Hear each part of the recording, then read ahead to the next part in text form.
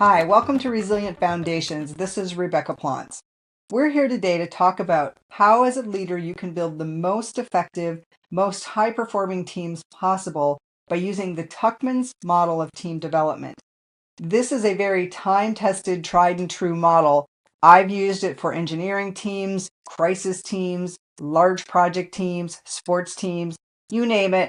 I've used it in that context. It's very simple, but it's also not necessarily easy to apply. So here's some tips on making this work for your situation and, again, being the best leader that you can be. So there are 5 stages to the Tuckman's model. Originally, it was a 4-stage model, but they added a 5th one not that long ago. And what it tries to do is say, what are the stages that a team will go through? Now, most people think stages is going to be just cyclical and it's going to keep repeating. In this case, it's not. In this case, a team can go from one stage to another and maybe even another, and they might go back. So they could start at one stage and then go 2 stages forward, and then something changes and they have to go back to stage 1. So it's a very iterative process. As you go through it, you'll get better at understanding what are the things I'm looking for that tell me what stage I'm in, because that also then tells you what you need to be doing as a leader to move your team through the stages and get them to the highest performing stage possible. So the first stage is called forming. Think of this as any time there is a change. It is not just the initial team formation. This could be I've added a new team member. I've changed the leader of the team. I've changed the scope or the mission of the team. Maybe the team got a large project or a new project coming in. So anytime there's a change moment for that team, it can put them into a forming state. That is stage 1. In forming, the most important thing a leader is doing is providing clarity. The team is going to be in a questioning stage. They're going to be wondering specifically, what's in it for me and what's the impact to me? Something changed. That something could be external to maybe a company. It could be external in the broader ecosystem. It could be an internal team change. We just hired somebody new. So it can be small changes and large changes. And depending on the scale of the change, the clarity increases with the degree of change that you're making. I call these change moments. Change moments create forming. In forming, again, you as a leader are trying to create clarity. So you want to say, okay, here's your role and here's this person's role. Maybe 2 teams were merged. So think about that as a common thing that happens. We've merged team A and team B. Well, maybe 2 people have something that is similar types of jobs and roles by job description, but their day-to-day practices were maybe working on specific types of operational processes or projects. And now there might be some confusion about, are we still working on the same thing? Are we changing what we're working on? So you want to make sure you're getting role clarity out. You want to make sure you're getting scope clarity to the team, change of mission, if it's a new leader coming into a team. That is always an interesting moment because the leader is going to be trying to set their own agenda for that team. And so the team's going to be saying, okay, what's now changing because the leader changed? So all of these change moments, you're going to want to use clarity, communication, making sure you're listening. So communication here, listening is super important because what you want to understand is, what is the team really feeling at this stage? What are they thinking about? And what questions do they have? Get the questions on the table. Don't shut down the questions at this stage. And you're not yet into resistance typically at this stage. You're just in people are unsure. So the general tone of the team might be uncertainty. What's really going to happen here? What does this change really mean? And it's usually very eye focused. So you'll hear a lot of eye language. I don't think this is going to work as possible, but that's usually the next stage. You'll start to hear it in the forming stage. Forming usually happens pretty quickly because once the change happens, you are in forming, and then you're very quickly going to move into stage 2, which is storming. The more clarity and communication you do at that initial moment of forming or that initial short stage of forming, the easier you'll go through storming. You don't really avoid storming. Most people think, well, we'll just go from forming to norming. in performing, it doesn't happen that way. You go from forming to storming. Storming is where you start to see the lack of clarity, the lack of addressing the uncertainty people have felt, because then they're going to start to go into resistance. So a key thing you're seeing in storming is resistance, likely conflict. You often see conflict at this stage. Disagreement, you'll see tensions maybe between individuals. You'll see tensions just with the leader and what's happening, maybe tensions across teams, like this team A and this team B. Maybe an org change affected both, and now those broad teams are in conflict with each other, or there's tensions there. Storming is really where people are trying to say, I see what happened now. I'm still really uncertain, and I'm so uncertain I am actually going to go into resistance. That is the biggest feeling here, is that sense of resistance. People may increase the questions of why. Why are we doing this? I have concerns. If those concerns weren't heard early on, or if they don't trust the leadership, that why and that resistance will probably be greater than it would be otherwise. If there's high trust with the leadership, going through storming, that helps. You still don't avoid it. You're still going to go through some amount of storming. So it's very dynamic. The key thing being resistance and conflict, and people having an even more heightened degree of uncertainty in this stage. So what are you doing as a leader in this stage? Your job is really to facilitate, not firefight. Your job is to get even closer to the team members, even closer to hearing what their concerns are, not minimizing those concerns, really listening in and having people offer solutions. Now, there are times where you're going to have team members that are just going to be naysayers. It happens on every team. And when you have that as a leader, you have to say, I understand that you have that concern. And it means you've listened. You've actually tried to understand the concern. Here's what I can do about it. Here's what I can't do about it. If I can't do something about it, you have to tell the team. It's just the way that it is.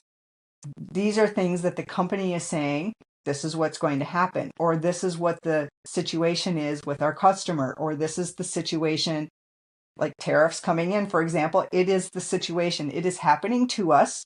I have no control over it. The only control I have over it is how we respond to it. And in that, you give people the acknowledgement that, yes, the question may be valid and the concern is probably valid. I can't actually do anything about it. We can only respond to it. I can't change what the situation is. I can't change the fact that this team got put into a new organization, for example. I can't change that. But what I can do, say if I had an org change, and that happened to me a lot actually at companies where my team would get moved from the CIO's office to the CTO's office to operations organization to legal. I mean, we got moved around a lot. So we had to really learn how to blend in and bond with the greater organization and that organization's leadership, and figure out how does what we do as a core function really line up to that executive's goals and what the executive needs to achieve. That was what I had control over, is working with the team to say, okay, I've talked to the leadership above me. Here's what they want out of this organization. How can we actually make that happen? And then work with the team to come up with strategies and tactics to address that. What I didn't have control over was the fact that the org got changed. I think once I had some input into it, but I never had ultimate control. So the job really was, my job as a leader, figure out how to help the team fit into that broader change moment and bring back information, and then work with them to actually come up with the strategies and the tactics. But there's a lot of things as a leader you won't have direct control over, and maybe not even much influence over. So you have to learn how to help the team through those moments by collaborating with your peers and really having a good relationship with your upward leaders, so that you get as much information as you can, and you can help blend that into the questions and concerns people are having. So storming, the biggest thing for a leader in this context, you're going to have a lot of courage. Courage will get you through the day here, and the courage is to listen. The courage is to work with people on the conflicts they're having. The courage to answer hard questions, and know when you can answer the question, and know when to say, we're going to have to figure out how to work with this because I can't change it. and my boss can't change it. We can give input, but we can't actually change it, so we have to learn how to address it. Usually, if you can do that, a team will move through storming and you'll get to at least norming. Now, norming is where most people have, like, where they live in teams daily. Most teams are in the norming state. Performing is where you get to high performance. Not many people or not many teams get to high performing, but norming is the pretty common stage that most teams live in unless they have a change and go back to forming. So most teams are going from norming back to forming, into storming, back into norming. Now, at norming, the key thing you're looking for is building consistency. This is where the team has a better idea of what each person's role is. So, like, if I'm going to play goalie, I know my job as goalie is I have to block. That's my job. I have to block. If I am basically somebody who's receiving a pass somewhere, then I know that I'm going to be the passer. And if you know what your role is, then the job is to get better and better at that role as an individual and as a team so that you're working towards that collectively. Norming is usually measurable. At the point of norming, you probably have metrics that you can start to see improve, and you can work actively on improving the metrics.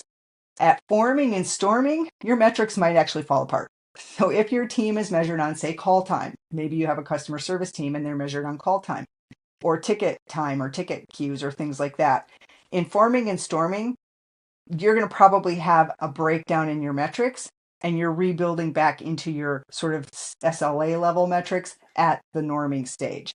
And from norming, you can actually improve through that stage until you have another change. Or you get to performing, which is high performance, and you're really seeing the team rock and roll. I mean, they are rock stars at that stage. A high performing team, there's nothing like it. Most teams never achieve that.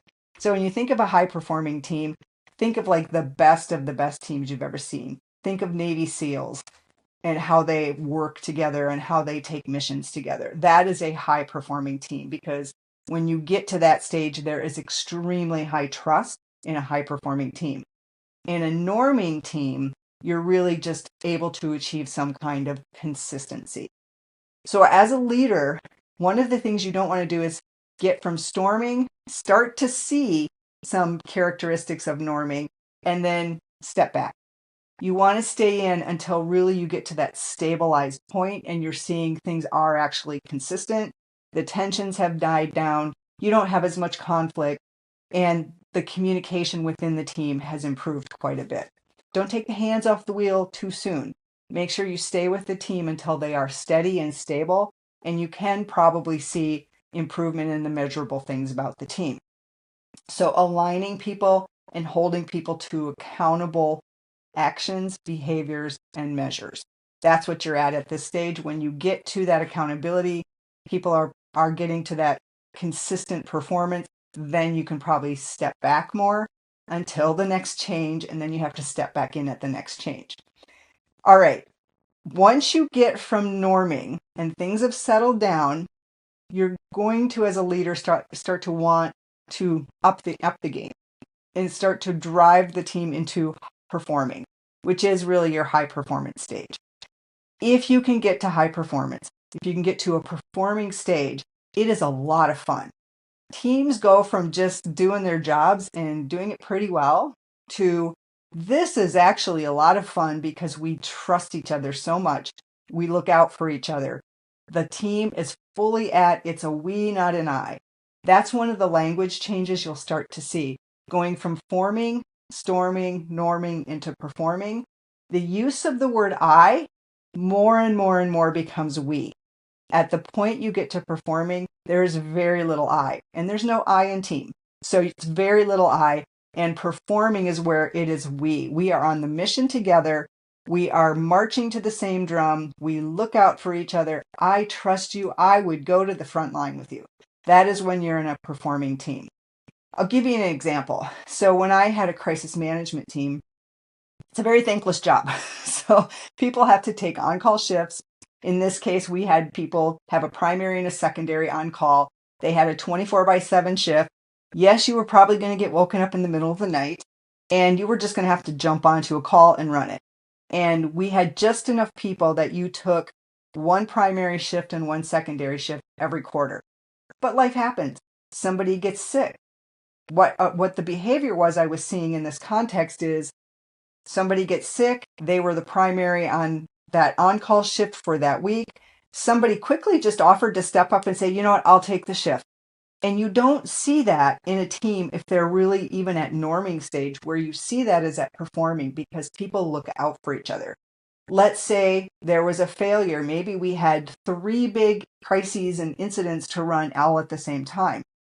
And one person was not going to be able to do that, and the secondary was not going to be able to do that. And both were actually on every call. And I would regularly see somebody else on the team say, hey, do you guys need help? I'd be happy to take this one for you. That is a very high trust environment, partly because they knew if it was them, the other people would step up and support them. The other thing you see in a performing team is a lot of strong communication, and it's not all positive. You'll hear people tell another person and give feedback, always very professionally, because the trust is there. Hey, it might be better if we do it this way next time. And people were open to it because they knew that person's not picking on me. That person actually has my best interest in my career, because all of us are succeeding together. And we are seen as a very high performing team. We all have a lot of credibility. We have each other's backs. Everyone had everyone else's backs. And that is a fun place to be. That team actually had a lot of fun together and really delivered. So performing is a fun state to reach. It is external stressors can happen at this stage, but people tend to roll with them because they also feel like they're in a safe environment because of each other, and also usually because of their leader. So if you're a leader that has gotten a team to performing, kudos to you, because that is an extremely difficult thing to accomplish, and teams rarely reach this stage. So your role in this as a leader is not command. You are at the stage of, you don't have to give a lot of specific direction. You might give like coaching type of feedback, but the team will actually coach each other. And so they will help each other continuously improve performance and continuously work together to solve problems. Very, very productive teams at this stage. Decisions are happening fast. People anticipate each other's moves. And so you know that you've got a really high performing team when you see that. So trust is the key marker at this stage.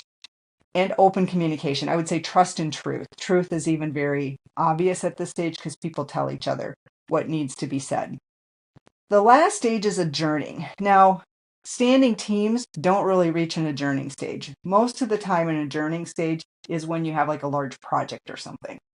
Or you have a season, like you're a sports team and you finished your season, you've adjourned for that season, you're reforming for the next season. In this stage, what you're doing is reflecting, and as much as possible, celebrating. So in the reflecting, you're saying, I'm going to think about what worked, what didn't work, talk to each other about it, and then go from there into maybe stop, start, continue kind of conversations, and celebrate the wins. It's so important to celebrate the wins because people take those wins and they go into their next activity or their next project or their next team, and that fuels them for their next journey through this model. Now, a lot of teams don't get to performing, so you might see teams go from norming to adjourning and never get to that performing stage. So that's okay too, but adjourning, anytime you're coming to the closure of maybe a major milestone, maybe it's a standing team, but you reach some big quarter milestone or some big annual milestone, maybe sales goals were exceeded or something like that. That is still a point of reflection because you've achieved something that was meaningful, even though the team's not breaking up. Adjourning could just be, we are going on to the next cycle of the next big project, the next milestones, etc. And we're going to take time to celebrate and reflect before we do that, and then go back into our sort of cycles and cadences. So let's do a quick wrap up on that. The stages again: forming, storming, norming, performing, adjourning. Spend a lot of time in forming and storming every time you have a change moment. You're going to focus on, as a leader, you're going to focus on clarity and having courage to address the open communication and the conflict and things like that that you're going to find in those two stages. If you get out of storming, Goal is to get out of storming as quickly as possible, because then you can actually get to meaningful work again. People can actually get back into their daily rhythms and their cycles. And that's where you're going to see consistency. Performing needs trust. It creates trust. A high performing team has a high trust environment, and they are very effective. So the key word there again is trust. And I would say truth as well. Adjourning is reflection and celebration. It could be the team is breaking up and disbanding. It could be that you've actually accomplished some big milestone and you're going to go back into the new cycle. Either way, a high performing team is not an accident. It is a conscious set of steps a leader takes to take a team through these stages. So the more conscious you are about paying attention to those emotional cues, what are people saying? What are people not saying? What are the characteristics you're seeing of this team? Your awareness of their emotional state, your awareness of their consistency, level of consistency, will tell you what stage you're in. So always be evaluating that, because it could be the littlest thing that will throw a team back into storming. It can be just little things. Somebody said something to someone else. Like, you had a conflict come up. Two people had a debate and they walked away from that debate in conflict. You're back in storming. So you might have been in norming, but now you're back in storming. So the leader has to always keep their finger on the pulse of what's going on with the team emotionally, because they're humans. And anytime there's a failure, you might actually go back in storming, because you might have people doing the blame game. So any of those ticks and those jiggles in consistency is where you might actually drop back into storming. And if you make any big change moment or a change moment, you might be back in forming and then go into storming. So again, very iterative cycles. You're going to go back and forth on these. You don't get to norming and then take your hands completely off the wheel. You're always monitoring as a leader for the signs and the signals in the team. They can be emotional. They can be like visual. You see body language, for example. They can be in the way people communicate. They can also be in the way that you see the metrics moving or not moving. And in all of those things, you're going to be able to say, my team is in one of these stages. And if you can get a team to performing, you're going to have a lot of fun as a leader. It is a really wonderful place to work with a team when they are in the performing state. They have fun, you have fun. It's a lot of fun for everyone. So the next time your team is hitting turbulence, don't panic. Just take a deep breath and start to do your assessment. Okay, what changed? What do I need to do about it? Does the team need clarity? Do I need to have courage to work people through conflict and work with them through conflict? Do I need to communicate? What's actually happening in the breakdown? Because if you can get through that breakdown, you can again rebuild trust and move people into these higher states of being. So with that, don't panic. And if you found this episode useful, please share it and subscribe. We hope that you join us in the future on Resilient Foundations.